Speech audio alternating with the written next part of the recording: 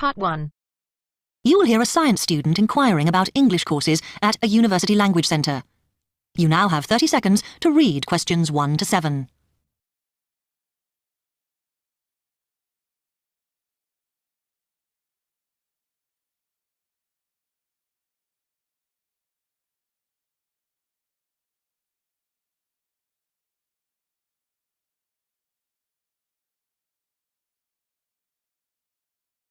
Hi, I've come to ask about the English courses you run for international students. Oh, right.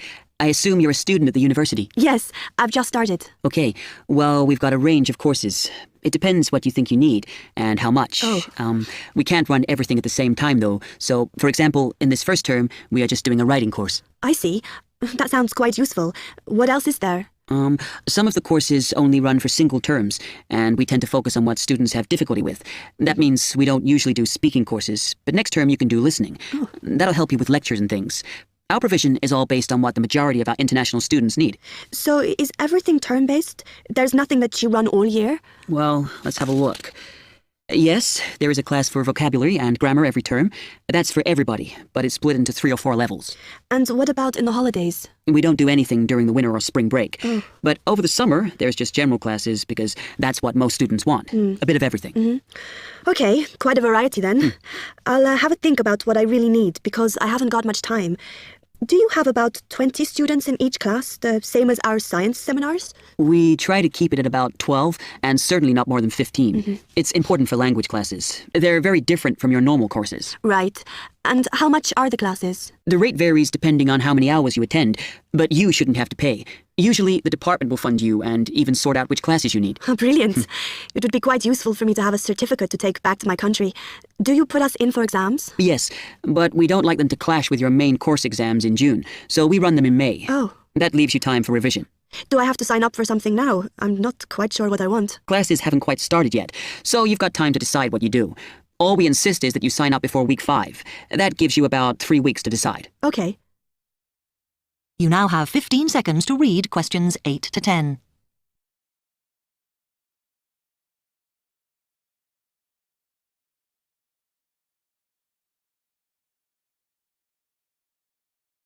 Then, when you've made up your mind, you need to come back here to the administration office to enroll.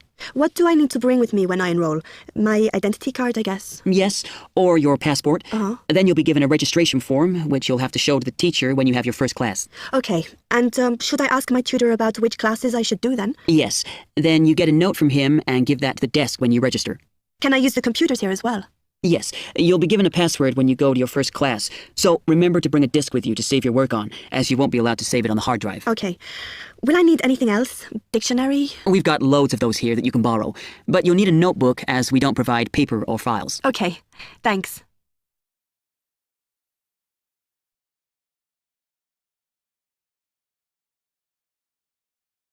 That is the end of Part 1.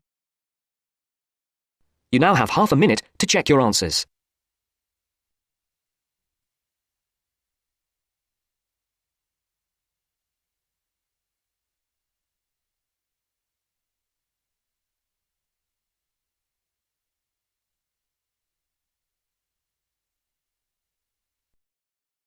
Now turns to Part 2.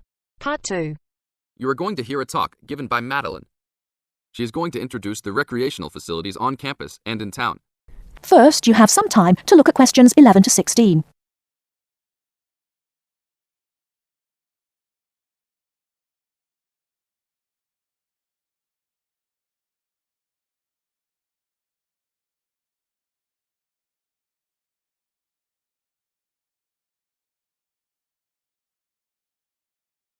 Now, listen carefully and answer questions 11 to 16. Well, good morning, everybody. My name's Madeline Stewart, and I'm here to tell you about the recreational facilities available on campus, and also to tell you something about what the town has to offer. You may already know that your Students' Union membership also includes membership of the Sports Union, which provides a range of sporting and recreational facilities on campus, much the same as those in most British universities. The Sports Union has football, tennis, and cricket teams in local competitions. And really, most sports are catered for in some way on campus, even if they're just social matches.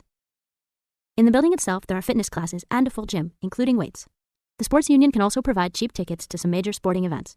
And to keep you up to date with everything available, there's a weekly newsletter distributed around the campus. you should check this to find out the names and phone numbers of the contact people for each sport or activity you're interested in. Yes, did you have a question?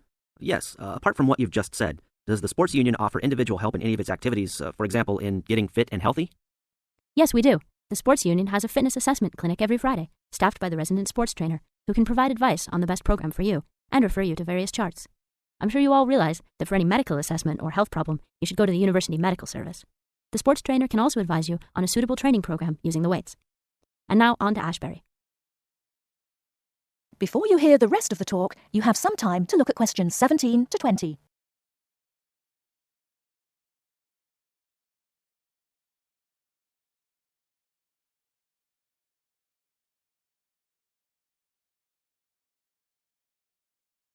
Now listen and answer questions 17 to 20. And now on to Ashbury. For a town of its size, Ashbury has some unusually good leisure and sporting facilities, most of which are near the center of town and easily reached by bus from this campus. There's a new, well, almost new, Olympic-sized swimming pool.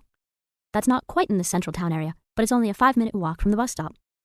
Above the pool, there's a high-tech fitness center that any of you more serious fitness lovers would need to check out.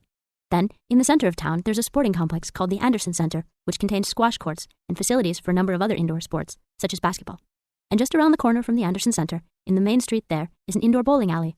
All of these facilities are listed in the weekly newsletter, so I encourage you all to look through it and... That is the end of part 2.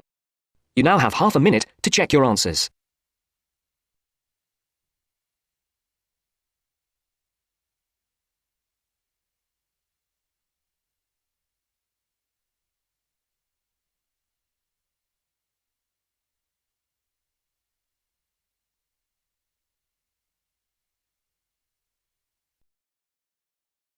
Now turns to part 3.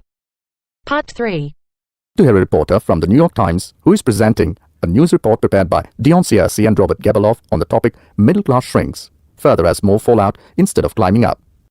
First, look at questions 21 to 23.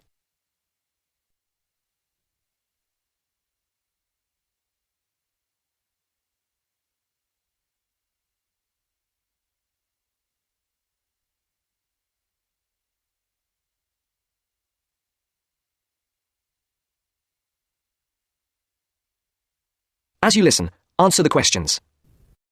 The middle class that President Obama identified in his State of the Union speech last week as the foundation of the American economy has been shrinking for almost half a century.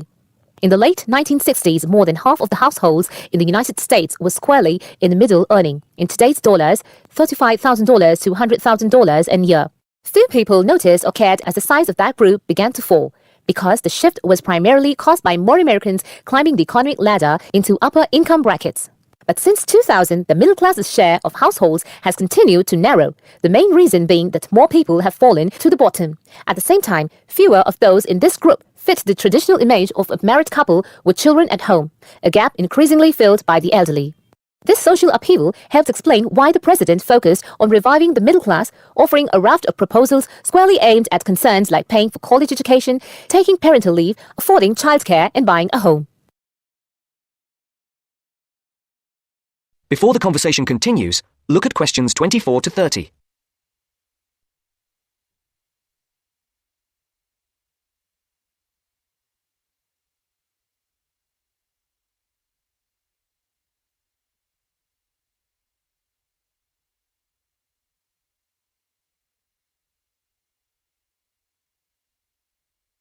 Now listen to the second part of the discussion. Mr. Obama told Congress and the public, still, regardless of their income, most Americans are identified as middle class.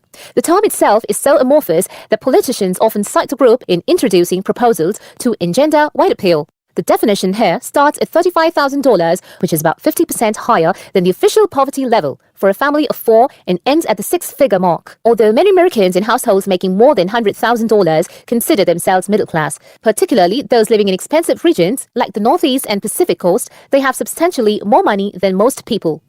However, the lines are drawn. It is clear that millions are struggling to hang on to accoutrements that most experts consider essential to a middle-class life.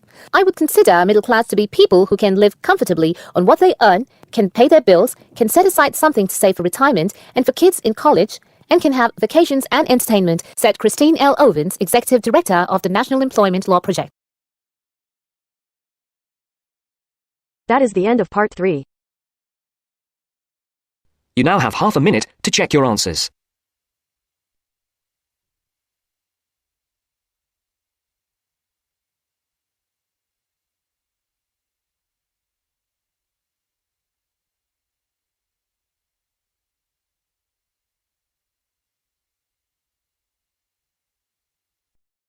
Now turns to part 4. Part 4. You'll hear a programme on the city of Brisbane. First, you have some time to look at questions 31 to 40.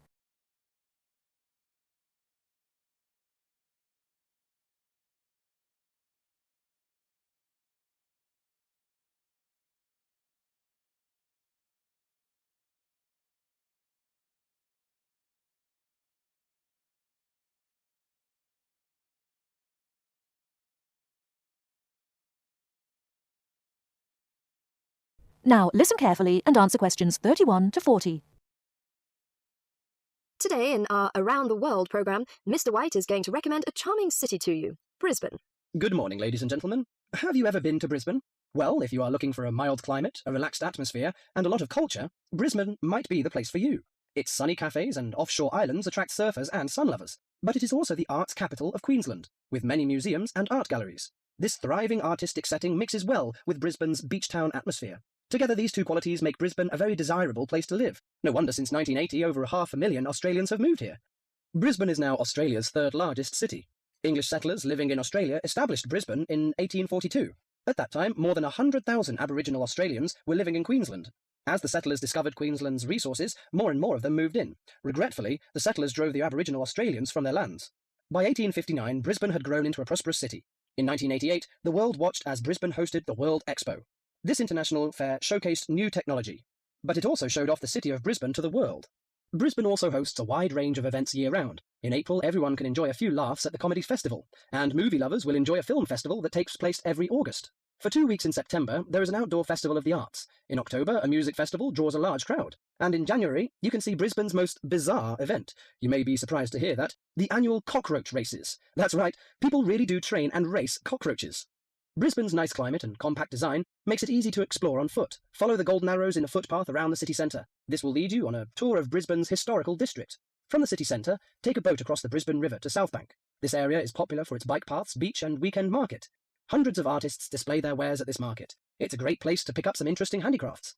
Well, I think what you must be interested in is the unique native animals. Yes, you shouldn't visit Australia without seeing its trademark animals, the koala and kangaroo.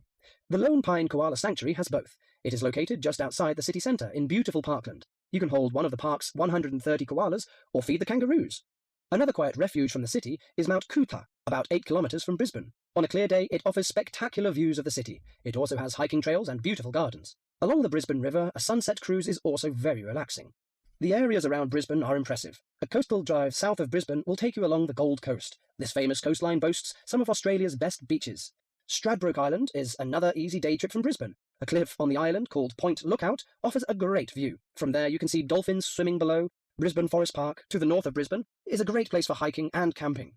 These great getaways, along with Brisbane's own laid-back charm, make this city an ideal place to visit. That is the end of part 4. You now have half a minute to check your answers.